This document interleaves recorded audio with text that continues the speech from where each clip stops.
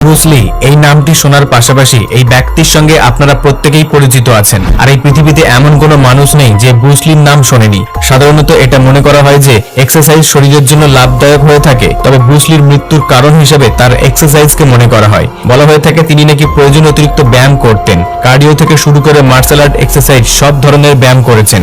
এছাড়াও বিভিন্ন রকমের আসনের পাশাপাশি মার্শাল আর্ট খুব ভালোভাবে জানতেন। প্রত্যেক দিন তিনি অধিক মাত্রায় এক্সারসাইজ এবং প্র্যাকটিস করতেন, যার ফলে তার কাছে ঘুমানোর জন্য পর্যাপ্ত পরিমাণে সময় থাকতো না। আর এমনটা বলা হতো যে অধিক পরিমাণে এক্সারসাইজ করার ফলে তার অনেক ঘাম হতো, যার ফলে একটা সময় বিরক্ত হয়ে তার শরীর থেকে ঘামের গ্রন্থিকেই সরিয়ে দিয়েছিল, যার ফলে হিট স্ট্রোকের কারণে একদিন তার মৃত্যু হয়ে যায়। যদিও বা ব্রুস লির মৃত্যুকে ঘিরে অনেক রকমের থিওরি রয়েছে, তবে একটা জিনিস কমন, সেটা হচ্ছে প্রত্যেক দিন অধিক পরিমাণে এক্সারসাইজ তার মৃত্যুর ক্ষেত্রে বিশেষ ভূমিকা পালন করেছে। তবে এই অধিক মাত্রায় এক্সারসাইজ এবং প্র্যাকটিস করার ফলে ব্রুস লির মধ্যে এমন একটা শক্তি এসে গিয়েছিল যেটা কোনো সাধারণ মানুষের পক্ষে করাটা সম্ভব ছিল না। আর কোনো সাধারণ মানুষ তার কাছে কিছুই না। মার্শাল আর্টের দুনিয়ায় খুবই কম ফাইটার রয়েছে যারা ব্রুস লির প্রতিদ্বন্দ্বিতা করতে পারত।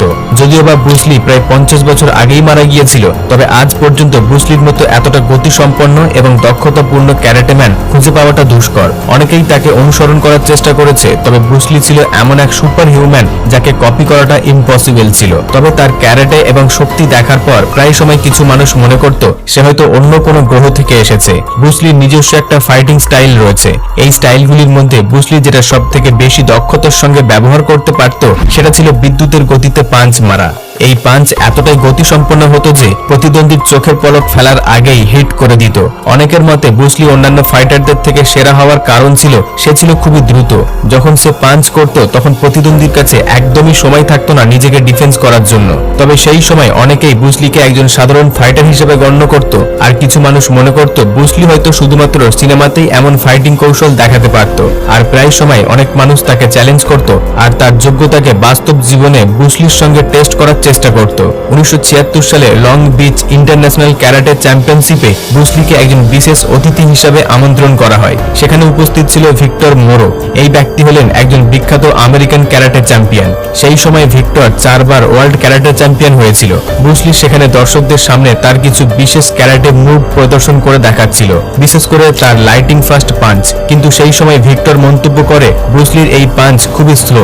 ভিক্টরের কাছে ব্রুস লির এই পাঞ্চকে ডিফেন্স করা কোনো ব্যাপারই না। তারপর ব্রুস লি ভিক্টরের এই চ্যালেঞ্জকে সকলের সামনে অ্যাকসেপ্ট করে। তারপর ব্রুস লি জানায় সে ভিক্টরের অভিমুখে একটা পাঞ্চ করবে আর ভিক্টরের কাজ হবে এই পাঞ্চটিকে ব্লক করা। তারপর তার মুখোমুখি হয় আর ব্রুস লি একবার নয় বরং 2 বার পাঞ্চ ডেলিভারি করে, আর এটাও নিশ্চিত করে যে ভিক্টরের মুখে এই পাঞ্চ যেন হিট না করে। তবে ভিডিও স্লো মোশন করে দেখলে আপনিও বুঝতে পারবেন যে ভিক্টর যখন ব্লক করার চেষ্টা করছে ততক্ষণে এই পাঞ্চটি কমপ্লিট হয়ে গিয়েছে।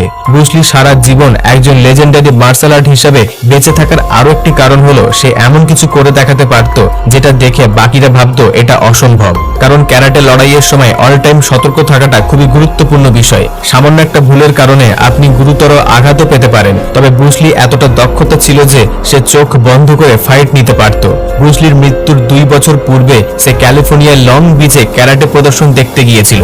হঠাৎ করে তার এক বন্ধু টিয়া কুমোরা তাকে উপহাস করে বলে যদি ব্রুস লির চোখ বন্ধ করে ফাইট করে তাহলে সে তাকে হারিয়ে দিতে পারবে। টিয়া কুমোরা একজন আমেরিকান মার্শাল আর্ট ছিলেন, সেই সাথে ব্রুস লির একজন ক্লোজ ফ্রেন্ড। কুমোরার এই উপহাসটিকে ব্রুস লি সিরিয়াস নেয়। তারপর তারা দুজনে ফাইট শুরু করার পূর্বে ব্রুস লি একটি কালো কাপড়ের সাহায্যে তার চোখ বেঁধে দেয়। যখন ফাইট শুরু হয় তখন সেখানে থাকা সকল দর্শক হতবাক হয়ে যায়। ব্রুস লি চোখ বাঁধা অবস্থায় কুমোরাকে 2 বার মাটিতে ফেলে দেয়। যদি আপনি ভেবে থাকেন যে ব্রুস লি কেবলমাত্র ঘুষি মারাতেই সেরা ছিল তাহলে আপনি সম্পূর্ণ ভুল। কারণ ব্রুস লি বেশিরভাগ সময়টা হাতের মধ্যে কোনো কিছু না নিয়েই অর্থাৎ খালি হাতে এবং পায়ে ফাইট করত। অপর পাশে তার মানে এটা নয় যে সে কোনো অস্ত্রকে নিজের আয়ত্ত করতে পারেনি। যখন অস্ত্র দিয়ে ফাইট করার কথা উঠে আসে সর্বদা নিনচাক বাছাই করত।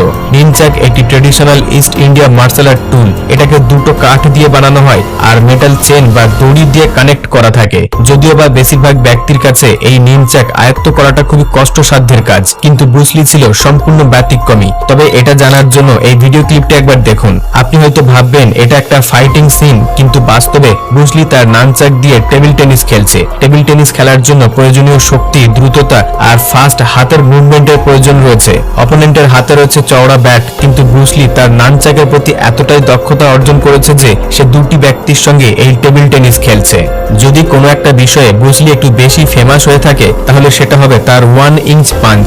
যদিও এটা একটা দুর্লভ স্টাইলের পাঞ্চ, কিন্তু অপোনেন্টের উপর খুবই এফেক্টিভ। অনেকেই ব্রুসলির এই স্টাইলটিকে কপি করার চেষ্টা করেছে, কিন্তু বাস্তব সত্য হলো এই টেকনিককে কপি করা প্রায় অসম্ভব। এই টেকনিকে অপোনেন্টের 1 ইঞ্চ দূরত্ব থেকে খুব দ্রুত পাঞ্চ করতে হয়, আর এটা এতটাই এফেক্টিভ হয়ে থাকে যে অপোনেন্ট ব্যালেন্স হারিয়ে মাটিতে পড়ে যায়। ব্রুসলির এই পাঞ্চটি আরো জনপ্রিয় হওয়ার কারণ হলো এটা ফিজিক্সের রুলকে ব্রেক করে। সাধারণত যখন আমরা কারোর দিকে পাঞ্চ থ্রো করি তখন হাতটিকে একটি নির্দিষ্ট দূরত্বে রাখতে হয়, তবেই আপনি গতিবেগ পাবেন, কিন্তু ব্রুসলির ক্ষেত্রে এই ল কাজ করে না। তার কাছে এটা যেন একটা ম্যাজিক। যদিও বা ব্রুসলি এই 1 ইঞ্চ পাঞ্চ আবিষ্কার করেনি, কিন্তু এর পপুলারিটি বাড়িয়েছে ব্রুসলি।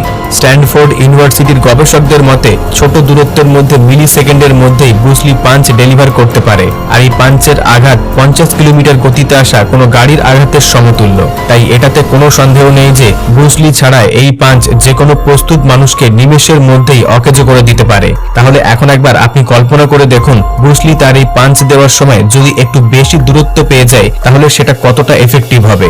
যদিও বা বর্তমানে অনেকেই তার এই পাঞ্চটিকে কপি করার চেষ্টা করেছে, কিন্তু আজ পর্যন্ত ব্রুসলির এই পাঞ্চটিকে বিট করার মতো কেউ জন্মায়নি। আর এই কারণে তার 1 ইঞ্চ পাঞ্চটি মৃত্যুর 50 বছর পরেও আজ পর্যন্ত পপুলার হয়ে রয়েছে। ব্রুসলির আরো একটি কৃতিত্ব হলো যে 2 আঙুলের উপর ভর করে পুশ আপ দেওয়া। মনে করা হয় পুশ আপ হলো সবথেকে কঠিন একটা এক্সারসাইজ, কারণ এটা কাঁধ এবং পেট থেকে শুরু করে আপার বডি সমস্ত পেশিগুলিকে ব্যবহার করে। আমাদের অনেকেরই 10টার বেশি পুশ আপ দিতে গেলে হাল খারাপ হয়ে যায়, এরপর হাত পা কাঁপতে শুরু করে। তবে 2-1টি পুশ আপ দেওয়ার পর অনেকেই হাল ছেড়ে দেয়। তবে ব্রুসলির কাছে এটা যেন একেবারে জলভাত, যেন তার বাম হাতের কাজ। তবে এটা ভালো করে মনে রাখতে হবে যে ব্রুসলি কেবলমাত্র এক্সারসাইজ করত তার কোর শক্তিকে ধরে রাখার জন্য, আর বেশিরভাগ সময়টা ব্রুসলি কোনো সাধারণ জিনিসকে নিয়ে এমন চিন্তাধারা প্রকাশ করত যেটা বাকিদের জন্য একদমই অসম্ভব। বর্তমানে অনেকেই বিভিন্ন রকমের পুশ আপ দিয়ে থাকে এবং এটিকে নেক্সট লেভেলে নিয়ে যাওয়ার চেষ্টা করে। আবার অনেকে এক হাত দিয়ে পুশ আপ দিয়ে থাকে, কিন্তু ব্রুসলির কাছে এগুলি কেবলমাত্র বাচ্চাদের খেলা, আর 2টি আঙুলে ভর দিয়ে সে খুব সহজে পুশ আপ দিতে পারে। আর এইভাবে সে 200 থেকে 300টিরও বেশি পুশ আপ দিতে সক্ষম ছিল, আর অনলি বুড়ো আঙুলের উপর ভর করে প্রায় 150টিরও বেশি পুশ আপ দিতে সক্ষম ছিল। যদিও বা বর্তমানে অনেকেই এই পুশ আপে মাস্টার হতে পেরেছে, কিন্তু ব্রুসলি সেই মহান ব্যক্তি যে 2 ফিঙ্গারে পুশ আপটিকে সব থেকে বেশি ফেমাস করে তুলেছিল। সে গোটা বিশ্বকে দেখিয়েছিল একজন সুপার হিউম্যান কতটা ক্ষমতার অধিকারী হতে পারে। তবে ছোট থেকেই ব্রুসলির স্বপ্ন ছিল সে একজন সবার সেরা ফাইটার হবে। সেই কারণে সে খুব ছোট থেকেই স্কিল ডেভেলপ করার চেষ্টা করত। ব্রুসলির স্ত্রীর মতে সে সর্বদা ফ্রি টাইমগুলিতে এক্সারসাইজ করে কাটিয়ে দিত। ফাইট করার সময় যে কোনো ব্যক্তির ফিজিক্যাল কন্ডিশন সর্বদা অ্যাক্টিভ থাকাটা দরকার, না হলে কিন্তু যে কোনো ব্যক্তি আপনাকে খুব সহজেই হারিয়ে দিতে পারে। এই কারণে ব্রুসলি কোর বডির উপর সব থেকে বেশি ফোকাস করত।